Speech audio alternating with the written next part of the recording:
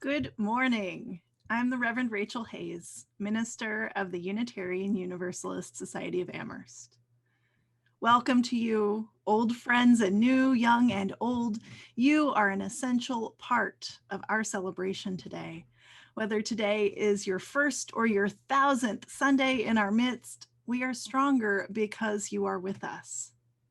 We are one people of many beliefs, many origins, sexualities, and genders. We are all growing, all learning, all loved. Just as you are welcome here.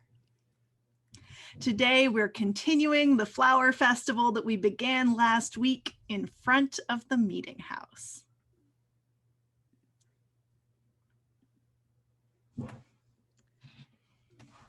Good morning. My name is Rebecca Fricka, and I'm the Director of Religious Education.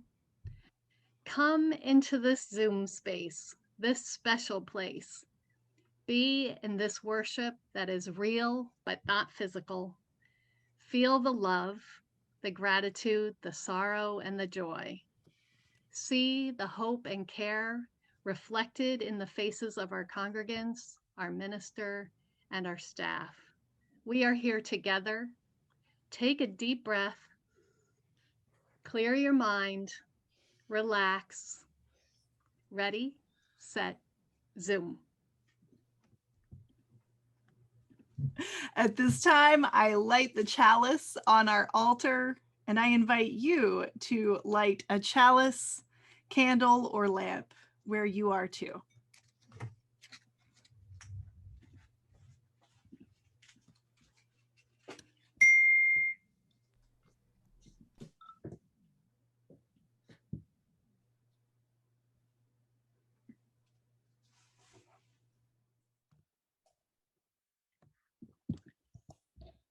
This past week, I began to think of flowers and gardens as metaphors for life. I thought of how the flowers in our flower ceremony come from all different places, the way we do when we join together. Some of the flowers come from carefully tended beds, and some come from beds like in my garden, which I like to joke is designed around the concept of survival of the fittest. Some may come from really hard places, like between the cracks in a sidewalk.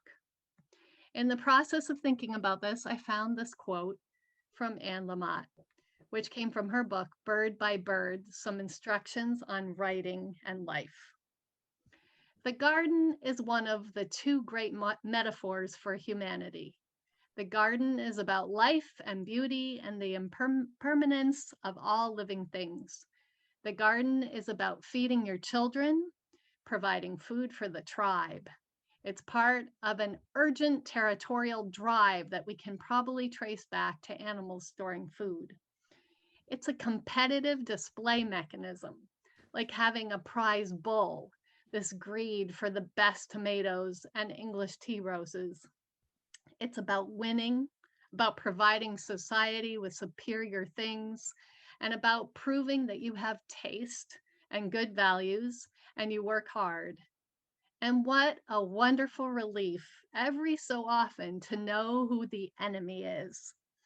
Because in the garden, the enemy is everything: the aphids, the weather, time. And so you pour yourself into it, care so much, and see up close so much birth and growth and beauty and danger and triumph. And then everything dies anyway, right? But you just keep doing it. So we have spent this past year on Zoom. I can tell you I had more than a few moments where I thought to myself, really? Can I really do this another Sunday? Maybe you asked yourself the same question, or maybe you had a different question you asked yourself. But we just kept doing it. And we did it together for 42 Sundays. I guess 41. Oh, we had glitches. We had some long moments when the video didn't play or someone couldn't unmute. But for the most part, we all managed to pull off going to service without actually going anywhere. Then last Sunday was like that moment when the rain stops and the clouds split open and the sun streams down. Last Sunday, many of us gathered outside our meeting house to exchange flowers, make art, and sing songs together. One person did not plan last Sunday. I can tell you because I was part of different groups who brainstormed what our first outdoor time could be like. At first, it was just exchanging flowers and getting our pictures taken. But then somebody said, what if we had an art project? And somebody else said, what if RE classes get to see each other in person for the first time? And somebody else said, what if the choir can sing together? And it just got bigger and bigger. So last Sunday was part 1 of the flower ceremony, and this Sunday is part 2. Leah, our congregational administrator extraordinaire, spent most of last Sunday taking pictures.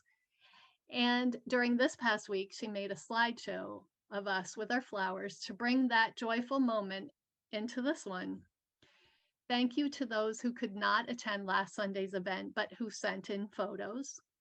And if you were unable to attend in person or send a photo, please know you are still part of our ceremony because you're here today, or maybe you're just here in spirit.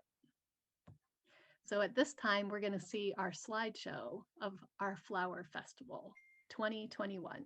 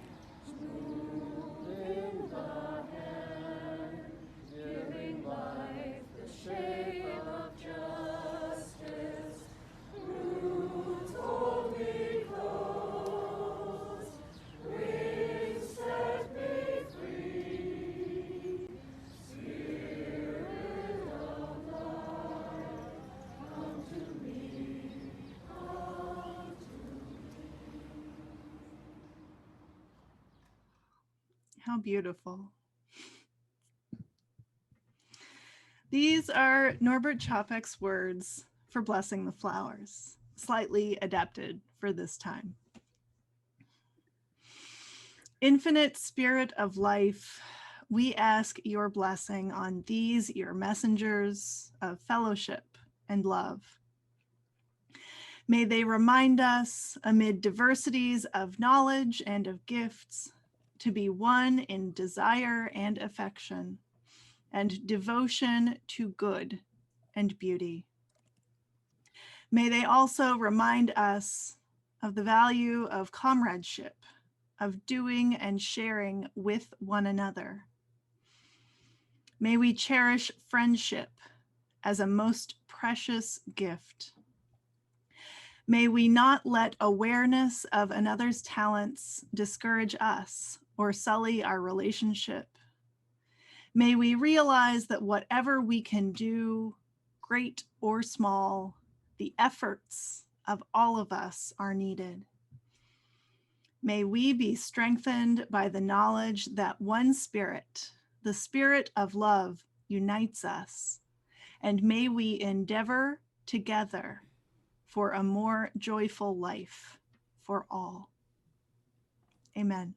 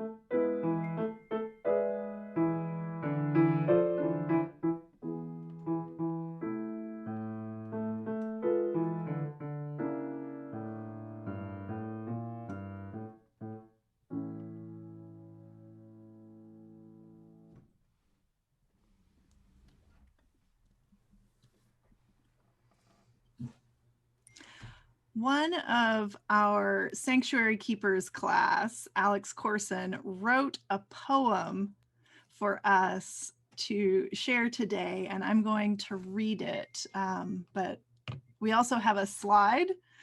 And so Alex's picture is on this, and in case my image comes up over top of his face, move me around somewhere on your screen so you can see him, okay? It's called Justice. We are in one fight. Together, we will show what's right. We will fight for peace, respect for others. We will fight for equality so we are all equal. And together, we will show what's real again and again and again. We will fight with peace by protests, with signs and agreements, to show what is undying, truth over lies and peace over war. We all have one thing in common. We are all humans, and that may be our strongest weapon, the strongest protest. Most of all, we will fight for each other by voting. We are all equal, no matter your skin, race, or gender. The rights that we should all have are freedom, space, and equality. Freedom for the right to have choices in life, and equality for equal shots at jobs, medicine, and housing. And finally, the right to be heard. We will do this because we want a world that is fair, balanced, and equal. We are all in one fight for justice, not two nor three, but one unified struggle.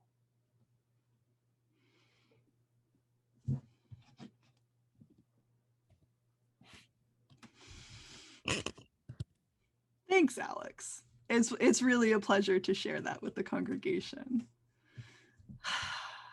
We celebrate the flower ceremony each year, not just because it's the end of spring and beginning of summer, not just because the flowers are beautiful. The flower ceremony is an anti-fascist ritual. In 1941, Norbert Čapek was accused of treason by the Nazi government. They cited his sermons of love, reason, and unity in diversity as evidence of this supposed treason. Even though he was ultimately acquitted, he was still sent to the concentration camp Dachau and executed. I've heard it said, though I can't find a source for it, that Čapek celebrated flower ceremonies with the others imprisoned at Dachau, asking them to bring a flower, sprig of grass, or some small piece of beauty, that they might share their hope and resistance. He died by poison gas. His spirit lives on in his writings, hymns, and in the flower ceremony celebrated every spring in many Unitarian Universalist congregations. The flower ceremony itself, in which we bring a flower to share with the congregation, bless their unity in diversity, and then appreciate a flower we did not bring so much that we take it home and make it our own, is the opposite of the fasces, the unbreakable bundle of sticks gathered around an axe, an ancient symbol of power and authority appropriated in the 20th century by Nazis and Italian fascists. Think about that. In the fasces, the bundle of sticks is strong when it's together, but easily broken when apart. In the flower ceremony, we bring our flowers together and rejoice in their difference. And then we honor their uniqueness when we each take a different flower home to brighten the rest of our week. The strength stays with us because it's a different kind of strength. I'm so grateful to Alex for writing the beautiful poem for our congregation. We are in one fight. We are in one fight for justice. And there are so many needs for justice. Racial justice, environmental justice, gender justice, disability justice, LGBTQ justice, immigration justice, economic justice. But they're not separate fights, not really. I think of past voting rights struggles in this country, and one we should remember is that some white women's suffrage activists refused to support voting rights for Black men until white women could vote. They said that Black men getting the vote would keep them disenfranchised. Given that women's right to vote came 50 years after Black men's legal right to do so, whether they actually got to vote or not, they may have been right, at least for a little while, but with 100 or 150 years of hindsight, we can say that it was wrong. It certainly wasn't a good look to say, I get my rights before you get yours. Incrementalism will have us fighting over who gets justice now, who gets justice next, and how small we can make those slices of the pie. Beloveds, this is not a good pie. Rather than fighting over pieces of it, let's throw the whole thing out and make something new that's good for all of us. You ask me whether I care about police violence against Black people and disabled people, or immigrants living with impossible choices, or people starving in Tigray, Ethiopia, or families bombed out in Gaza, or the Line 3 pipeline, or the latest mass shooting, or anti-Semitic and anti-Asian hate crimes, or anti-trans laws, or anti-abortion laws, or COVID running rampant in India and Latin America. The answer is not which one, but yes. Yes, I care about all of them. This is not a good pie. We need better. We need real justice for all of us. When I look at our bouquets of flowers, of faces, I remember that we draw strength from each other. The flower ceremony stands counter to fascism, where we put all of our strength into one person wielding power. And it stands counter to individualism, where each of us guards our own resources as the highest good. When we participate in this congregation, we share. We give deeply of ourselves in service, in time, in money, in commitment. And it's not competitive or transactional. Nobody showed up last Sunday, from the best I could tell, with the intention of trading up for a better flower. Nobody won, except that we all won. We made joy from what was available. When bikers rolled up to the stoplight, blaring "Sweet Dreams Are Made of This" during the choir's first set, we didn't get mad. We had a dance party. Nobody wins the congregation. The congregation belongs to its mission even more than it belongs to its members. So it's up to us to make sure that our guiding principles will get us where we need to go. In the annual meeting today, the members of the congregation will have the opportunity to elect new leaders, to adopt our budget. But I'm very excited that members will have the opportunity to adopt the proposed 8th principle, journeying towards spiritual wholeness by working to build a diverse, multicultural, beloved community, by our actions that accountably dismantle racism and other oppressions in ourselves and in our institutions. Do we want to participate in building that beloved community where people of diverse racial, ethnic, educational, class, gender, abilities, sexual orientation, backgrounds, identities come together in an interdependent relationship of love, mutual respect, and care that seeks to realize justice within the community and in the broader world? I do want to participate in building that beloved community, and many of you have told me that you do too. Do we want to be accountable for our promises to each other and in the community? Yeah, I think so. Have you ever asked someone to hold you accountable, to help you reach a goal, maybe saying, hey, ask me if I sent that email at the end of the day, or ask me whether I did that hard thing?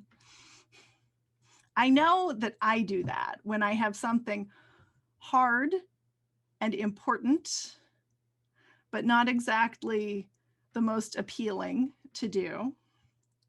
And when it comes to dismantling racism and oppression, I don't want to try doing it alone. I don't think we can do it alone. We need to be in accountable relationship to take this work on. Do we want to journey towards spiritual wholeness? I get the feeling that those words might be sticky for a few of you. So let me translate. We're not finished. We're not perfect. It is the work of a lifetime to be whole. It's not one and done. That would be like saying, I ate food, so I'll never have to eat again. Or I exercised, so I can cross that off my list.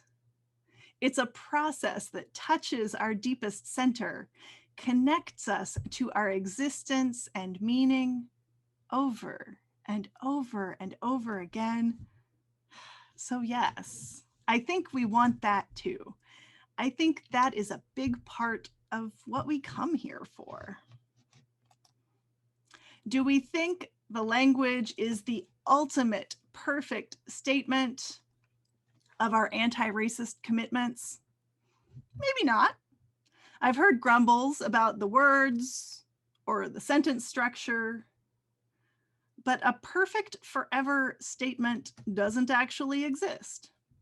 While congregations are doing the work of studying and adopting the eighth principle, and it's possible that a full 10th of UU congregations will have done so by the end of the day, the Unitarian Universalist Association has commissioned a group of people to study Article 2 of the UUA bylaws, which contains the already existing 7 principles. It's very likely that the Article 2 Commission will have a different way of stating our anti-racist, anti-oppressive commitments when they make their recommendations. What I'm trying to say is that we are not voting on perfect language that we can put out in calligraphy. We're voting on whether we want the promises of those Black Lives Matter and rainbow flag signs to spill out, not just out into the community, but into our congregation for real, to guide us in our decisions, just like the other 7 principles do. We don't have a clear action plan, flowchart, step A, step B, for what changes when we adopt this principle. The congregation will figure that out together. Remember, we're not voting on a plan, we're voting on a principle.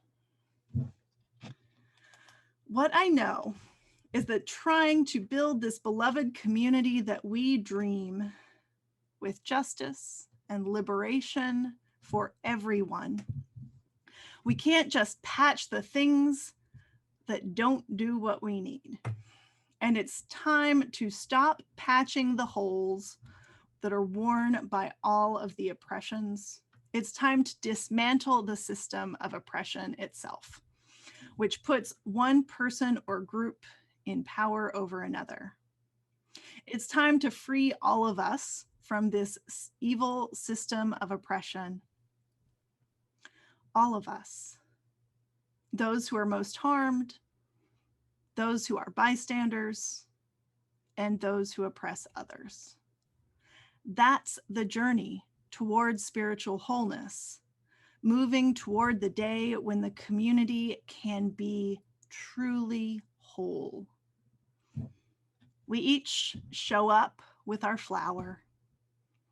We put our flowers together, and then we bring home something we could never have predicted. This is the heart of our flower ceremony. May it touch each of us and give us strength to create a world with more justice and more joy.